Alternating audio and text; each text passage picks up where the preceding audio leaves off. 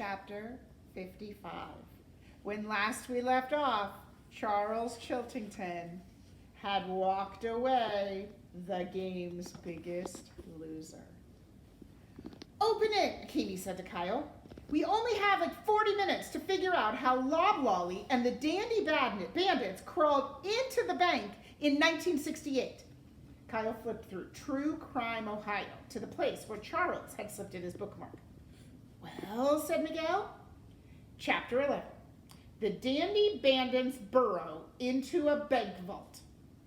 Even though thou shalt not steal, said Akimi. And I'll bet they crawled in, right? Said Haley.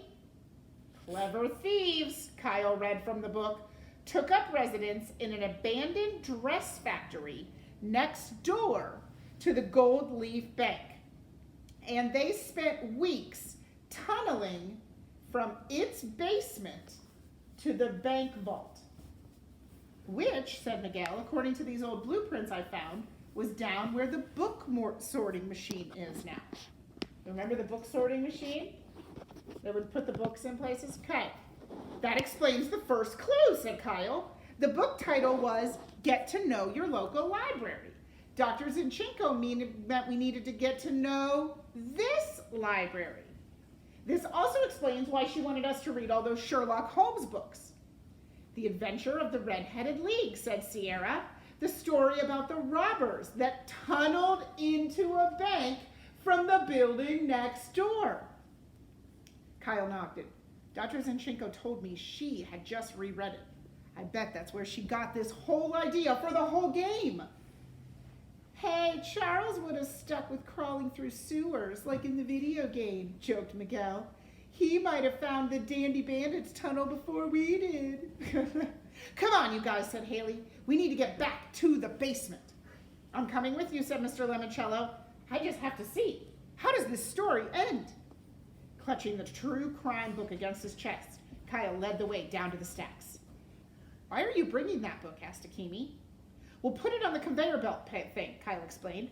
Whatever basket the scanner sends it to, I'm guessing that's where we'll find our black square.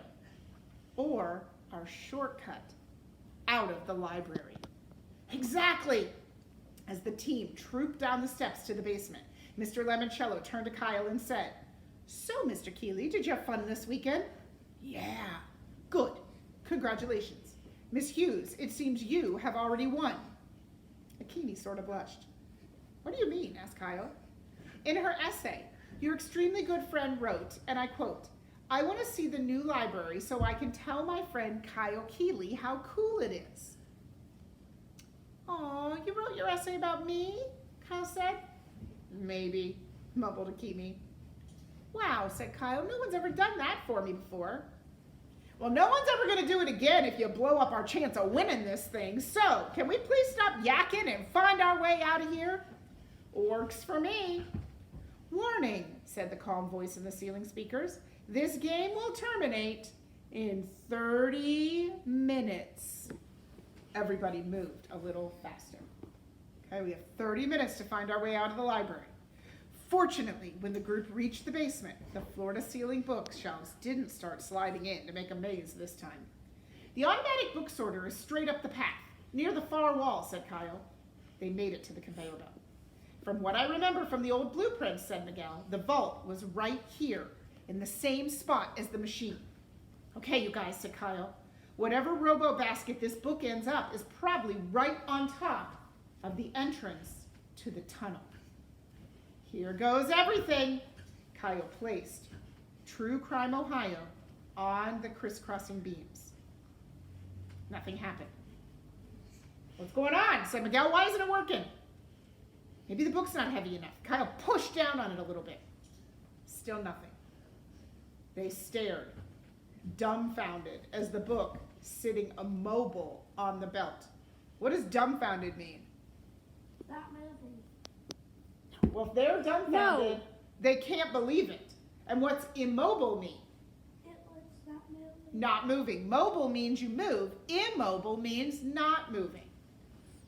It wouldn't stop moving yesterday, muttered Haley. That's it, cried Akimi. She hurried to the wall and flipped the emergency shutoff switch to on. Several red lasers sprang to life under the book slot. The belt started moving slowly. The single book worked its way down the line like a candy bar wrapping machine. Like a candy bar wrapping machine. What's that, Claire? A simile. When it reached the third robo basket from the end, a set of rollers popped up and shunted the book off to the side where a waiting wire basket. The conveyor belt stopped rolling. The robo cart rolled away. And then nothing else happened. That's it? Warning, said the called voice. This game will terminate in 20 minutes. What's terminate mean? End. End. It didn't work, said Haley. We're toast, said Akimi. Wait, said Kyle. He pointed to a square on the floor where the basket had been. It was glowing. It was like one of the computer screens on the desks upstairs. And it says, "Howdy, do you like fun games? Get ready." Excellent, Akimi giggled, and she and Kyle cracked up, remembering the box tops from their first puzzle in the boardroom on Saturday morning. Now it says we're going to get an anagram, says Kyle. My favorite kind of cookies, said Mr. Lemoncello. Okay, everybody, said Kyle, gather around. Get ready. Kyle, Akimi, Sierra, Miguel, and Haley knelt on the floor in a circle, right around the square. Mr. Lemoncello hovered behind them. Here we go, said Kyle as the instructions scrolled across the screen. Give me 16 words made from this 16 letters in 60 seconds or less. A 60-second clock popped up at the bottom of the screen, and then a 4x4 boggle jumble of letters. I can see Luigi Lemoncello. Luigi L. Lemoncello, mumbled Kyle. The 60-second clock started ticking down. Sierra shouted, "Lemon!" and a ding sounded. The 5 teammates started shouting out words. Cello, ding, eon, ching, elm, ding, lion, ding, mole, ding, leg, ding, oil, ding. 30 seconds left, said Mr. Lemoncello. 1, ding, shell, ding, cone, ching, lone, Glen, lime, mole. We already did that one. Melon. That's 15, said the voice in the ceiling. 10 seconds left. Anybody? 5, 4, Colonel, shouted Haley, and the computer screen flashed, "Congratulations!" and winners. Somewhere a game show audience cheered. Firecrackers, rockets whistled through the air, and several geese honked, "Hooray!" "Please stand back," said the soothing voice in the ceiling. Kyle and his teammates did as they were told. "Warning," the voice continued. "This game will terminate in 15 minutes. "We still need to get you guys out," said Akimi. "Hurry, Floor, do something."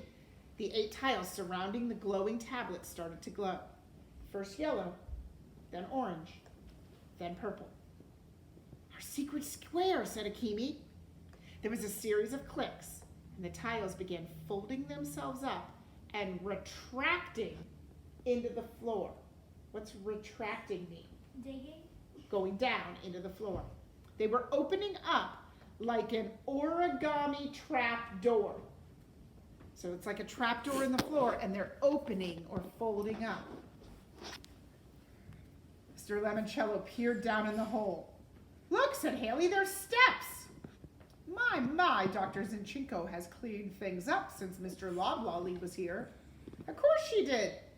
So we can walk out the way the bandits crawled in 1968. "Hurry, everybody," said Mr. Lemoncello. "I don't want to be late to my own birthday party." So how are they getting out of the library? In the basement. In the basement. A tunnel. Way? Tunnel. Tunnel. And why is that tunnel there? Says the bag that The bandits in 1968. clothing. So we now finally know how they're getting out. Tomorrow, chapter 56, the last chapter.